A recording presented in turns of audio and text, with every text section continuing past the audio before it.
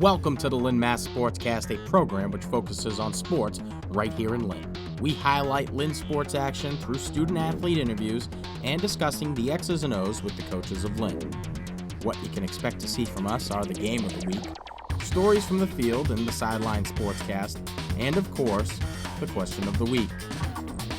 The Lynn MA Sportscast strives to bring viewers like you all the up-to-date news and info as we cover all sports in Lynn. Co-produced by LynnCAM TV and Lynn Educational Television, this is the Lynn MA Sportscast. Welcome to this week's edition of the Lynn MA Sportscast. Thanks for tuning in. We've got a great show for you this week. Rachel Bradley, head coach of the Lady Bulldogs basketball team, comes down to speak with us on her upcoming 2015 season. We also head down to Canigliaro Gym to cover the St. Mary's Boys Spartans basketball team. But first, why don't we go to this week's Game of the Week?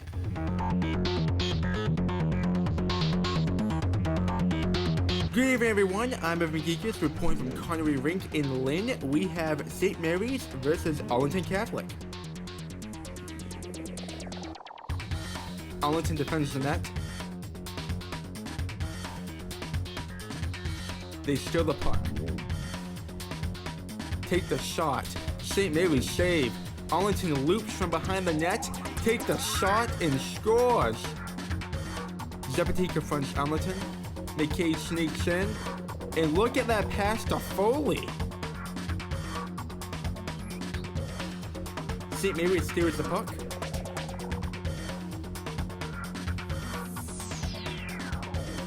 Arlington confronts McBurney. They pass it and score. McLaughlin takes the shot. Arlington saves. Pedro takes the shot and scores.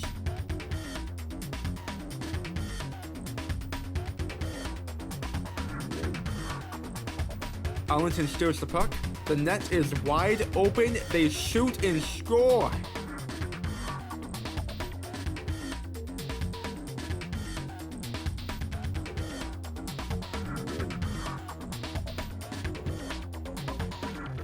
They fight for the puck. It bounces out to center. 17 takes it and scores.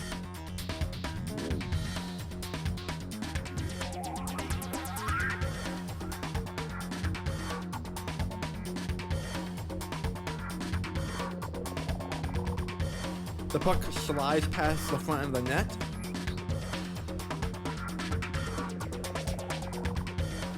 It goes behind. Arlington takes it and scores.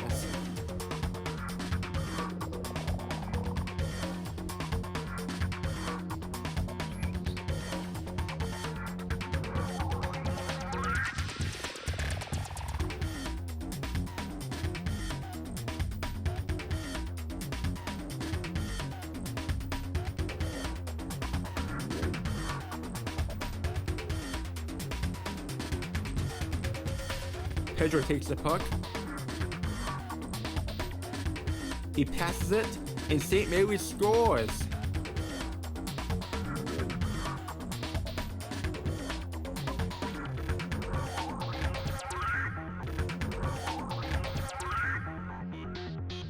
Final score, Arlington 4, St. Mary's 4. It's a tie. Checking in with news around the city, your West Lynn A Squad Pop Warner team traveled to Disney to compete for this year's Division II Midget Pop Warner Championship. The West Lynn A Squad Rams would dominate their first two opponents with a final score of 36-6 in both games, but would fall short to Juggernaut Washington, D.C. after losing 33-0.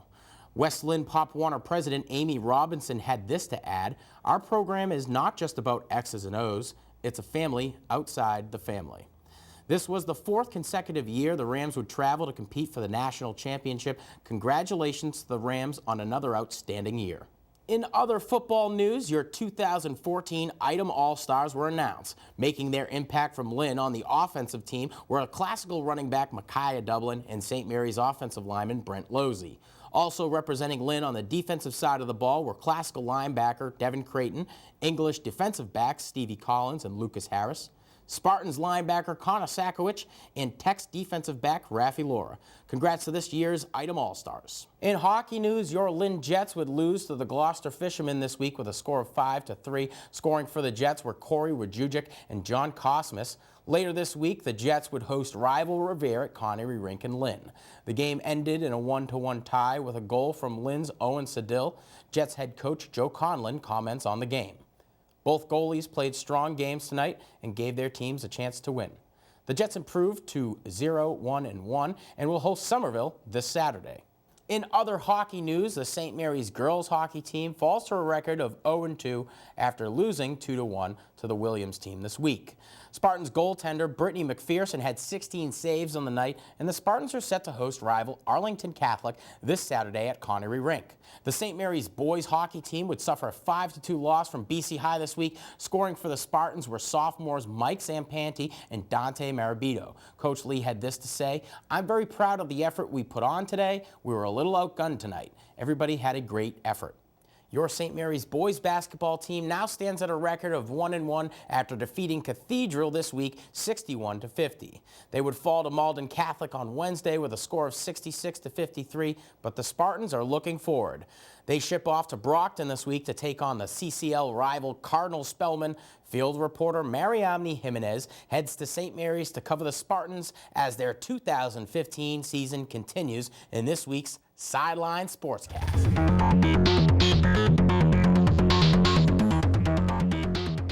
We head down to St. Mary's to highlight the Spartan start of the basketball season.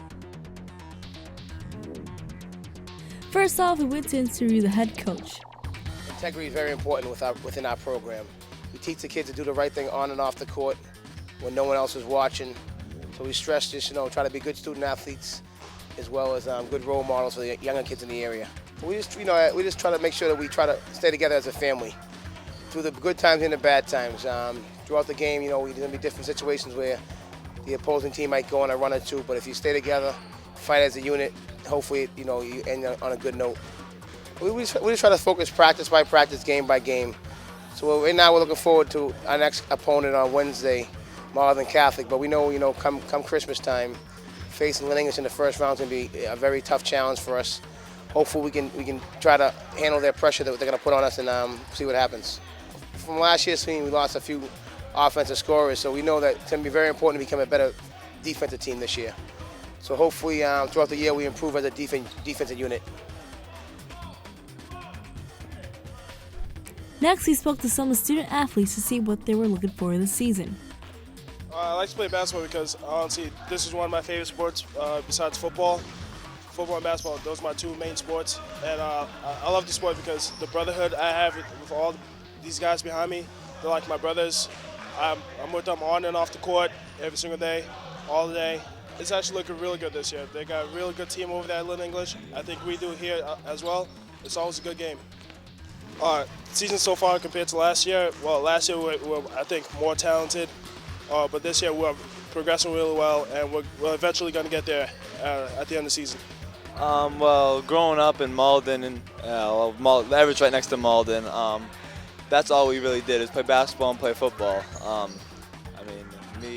My talent was, I was a little better at basketball than I was football, so I just continued playing basketball instead of football. So then it just I just wanted to get better every single day. I was in the gym early in the morning before school every day.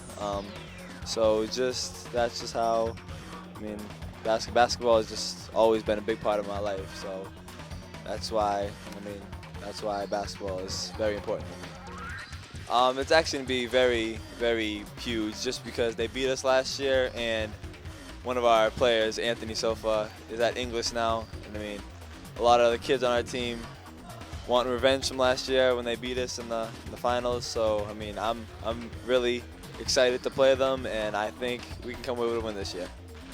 Last year we had a lot of talent.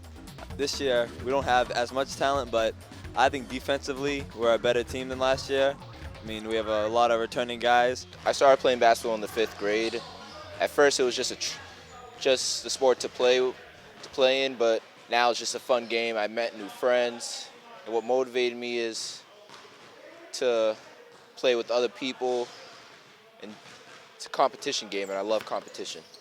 It's going to be a good game this year. You know, Stevie and all the other players on Lynn English. It's a good rivalry. Those guys are good players. They always battle. So it's going to be a great game, great competition, great atmosphere. Last year, we ended off with an L. This year, we're trying to change that. We lost some players. But overall, we came together and we had goals to get better. So this year should be where we left off from last year. Good luck to the Spartans on their basketball season. This has been Mary Jimenez from the Lynn MA Sportscast. Hi, I'm Nathaniel. You're watching LynnCAM TV. Thanks for tuning in. Welcome back. Here with me in the Coach's Corner, we have head coach of the Lady Bulldogs, Rachel Bradley. Rachel, thanks for being here today. Thank you for having me. So let's talk a little bit about who you are and your role over there for those at home who may not be familiar with who you are. All right. I'm Rachel Bradley, and I took over for the Lynn English basketball program this year. For the past 6 years, I've been an assistant under Fred Hogan. And when he stepped down, I took the opportunity to apply for the job, and now I'm leading the program. I'm excited. It's great. Been a great first couple of weeks, and looking forward to the rest of the season as well. Now, you had mentioned before the interview that you had gone to St. Mary's. Yes. Now you coach over at English. How did that happen? Fred reached out to me when I first was out of college, 22 years old, and offered me the freshman coaching job, and I had just finished playing, and I jumped right into the opportunity and have been there ever since. Outstanding. Now, there's been a huge tradition of winning when it comes to Lady Bulldogs basketball. Fred had done an outstanding job with his seniors last year. Catherine Stinson, you had Deandra, among other women basketball players in Lynn. But how are the players now receiving you as a head coach during the transition? It's been a great transition. I'm really proud of the way the girls have responded to me coming from an assistant role to a head coach role. Sometimes that can be difficult just because your role as an assistant is much different as the head. And I've seen huge growth in the girls' maturity. Leaders have came out of nowhere, really, because we had such a strong group of seniors last year. So right. I've really had a lot of fun seeing these girls step up and really accept the role and take control. And from a coaching perspective, it's nice to have that leadership among the girls who have been there in the program, and now new girls are emerging as leaders as well. Now, my experience, and correct me if I'm wrong, but usually when you have a group of seniors like you guys did last year, even more pertinent leaders emerge from that younger class because the kids that they had to look up to. Right. These kids, I talked to Catherine, I'm like, so tell me about your workout regimen. It's like year round. Right. I'm working out. I'm with the ball, I'm on the court, I'm doing what I need to do. And it's hard to really coach a team if you don't have players like that because you end up trying to, lead by yourself. And there is a certain point in time where you need the kids to step up and lead. So that's going to be, that should be a benefit to you guys. Now, so far, you guys are 0-1. You played PBD this past week. Tell us what it was like to get your first taste. So the first game was always, a thing that I've been thinking about. Right. And I think it was great to get it under our belts. Losing is never fun. I never want to lose. And I think, but at the same time, it was good to just kind of get it over with and move forward. And even the growth that I've seen just from the Jamboree to PBD to now we have Beverly tomorrow night. I'm proud of the way the girls are playing. They're working hard every day. And they're just being sponges. Everything that we implement, they're really taking a hold of. They're studying it when they go home. They're watching it on our Huddle app. And I think it's really a special group of kids that you can see working every day because they want to feel that winning feeling again. I mean, they were 25-1 last year. They don't know what it's like to lose. Yeah, so, 0-1. It's just it's going to be tough for these kids. But I'd say, the pressure's off now. Right. Like you said, move forward and do what you need to do. Right. Now, from what I noticed in basketball, there's a lot of the beginning of the season, usually before the holidays, is kind of like your introduction into the 2015 season. And then once the new year happens and all the kids come back from break, that's where the real competition ends up happening. Yes. Whereas how you started out, that's fine. Right. Because it's all about how you guys finish. I want to talk a little little bit about your coaching philosophy. Is there anything different that you're doing this year from how Coach Hogan did it last year? We're working towards a man-to-man defense, and in the past we utilized the zone because we were so long and athletic.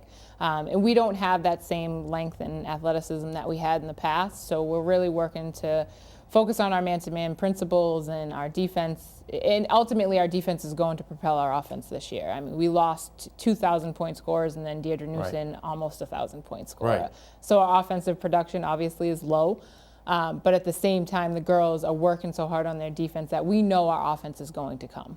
Okay. Now, and when it comes to man-to-man defense, speed is a big thing. Yes. What are you doing to condition your girls? A lot. Have you gotten any feedback from them yet? Well, when the vice principal called me the 4th day of practice and was like, well, I don't know what you're doing to those girls, but they can barely walk around the school. That's outstanding. I mean, that's what it's about. Yeah. Because at the end of the day, you know, it's about the struggle that you go through, and that's really what creates that team bond. Correct me if I'm wrong there, but from my experience, it was always easy for me to look up to those senior leaders, and you know, it made it easy for me to transition into that leadership role because I had so many people to look up to. Right. Now, you had mentioned you've got some upcoming games this week. Yes. Let's talk about what you guys are doing to prepare and what you're expecting as a coach. So we have Beverly tomorrow night. Beverly was a young team last year. They actually gave us a good fight. I believe it was the second game with the group that we had last year. So they were young, but they're fundamentally sound. They're coached by Allison Flynn. I played with and against Allison when I was in high school. And you know, they're coming up in the Northeastern Conference. So we're prepared for them. We know what we did wrong against Peabody. We had a whole film session yesterday. Yeah. And just more so execution stuff. And we're going to go through growing pains. We have a lot of young kids in our lineup who haven't had varsity playing experience. So that alone is going, you know, it's going to be a work in progress every single game. We're going to adjust things. We implemented another new offensive set today just to get things moving more.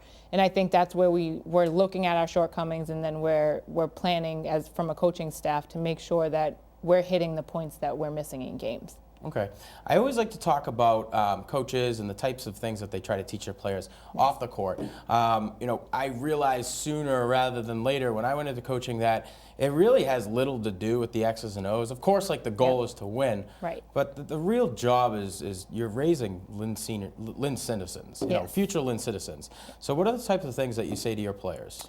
So I'm a firm believer in just having structure and discipline within the program, and in holding student athletes accountable for their actions, whatever it may be on and off the court.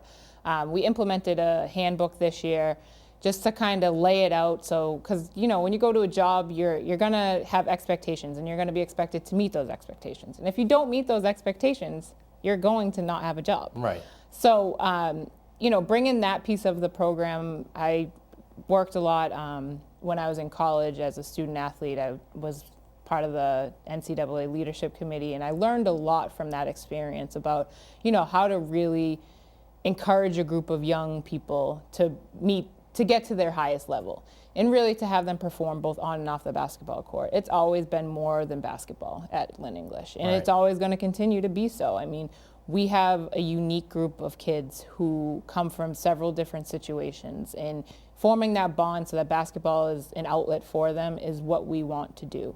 And academically, we hold them to a high academic standard. We've implemented study halls this year for anyone who's struggling academically.